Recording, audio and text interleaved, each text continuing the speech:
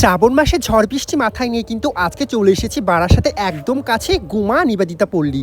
আর এসে দেখি মাত্র গায়ে হলুদের স্নান চলছে, আর এই লাল বেনারসিটা কিন্তু দেখতে খুব সুন্দরই লাগছে।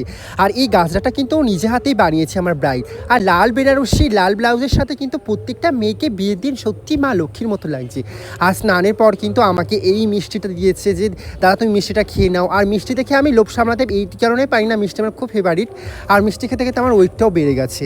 আমার কিন্তু প্রত্যেক গরমে একটাই কথা যে প্রচুর পরিমাণে ঘাম যেসব মেয়েরা হয় তারা প্রত্যেকে কিন্তু একটু এসি বা কুলারের ব্যবস্থা করো।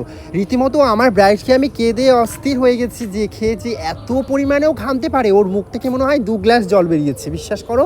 তার আগে ওকে আইস দিয়ে ম্যাসাজ করেছি, সুন্দর করে স্কিনটাকে টেম্পারেচারে নর্মালে এনেছি, তারপরেও কন্টিনিউ সে ঘামাচ্ছে। হ্যাঁ, বিয়ের দিন প্রচুর পরিমাণে নার্ভাস ফিল থাকে মেয়েরা, তার জন্য কিন্তু এটা। তার মধ্যে যে কটা শ্রাবণ মাসে আমি বিয়ের কাজ করেছি প্রত্যেকটা লগ্নই প্রায় 6:30-6টার মধ্যে। মানে বুঝতে পেরেছো তার আগে কতক্ষণ থেকে আমরা সাজাতে বসতে হবে, মানে 3টের মধ্যে অটোমেটিকলি বসতে হয় সাজাতে। আর 3টে-2:30টার সময় কতটা বেশি পরিমাণে কলকাতায় টেম্পারেচার বেশি থাকে, আর যদি হয় নন এসি পাখাতে কাজ করতে হয়, তাহলে বুঝতেই পারো মানে যারা এই সিচুয়েশনে পড়বে তারাই বুঝতে পারবে। আর দ্বিতীয়ত আমার ব্যাপারটা বলছি দেখে তোমাদের নতুন লাগছে, কিন্তু তোমরা এরকম ফিল্ডে কাজ করে দেখবে তোমাদেরও হবে।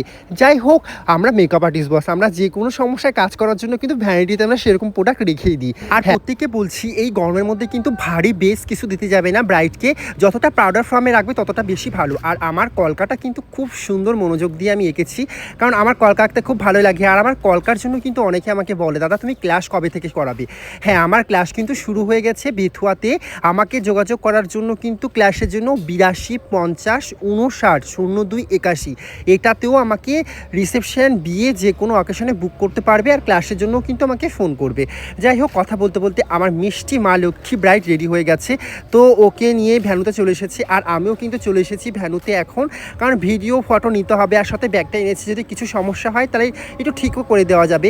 যাই হোক, গরমের মেকআপ তো একটু রিস্ক লাগেই। আর এখানে দেখো নন এসি পাখার মধ্যে। আর যাই হোক, এদের পরিবারে প্রত্যেকে আমাকে খুব ভালোবাসা দিয়েছে, খুব ভালো একটা সুস্থ পরিবার, আমার খুব ভালো লেগেছে। আর একটা কথা বলতে তোমাদের ভুলেই গেছি যে আমার সত্যি ব্রাইডকে মা লক্ষ্মীর মতো লাগছে কিনা সেটা কিন্তু কমেন্টে বলো।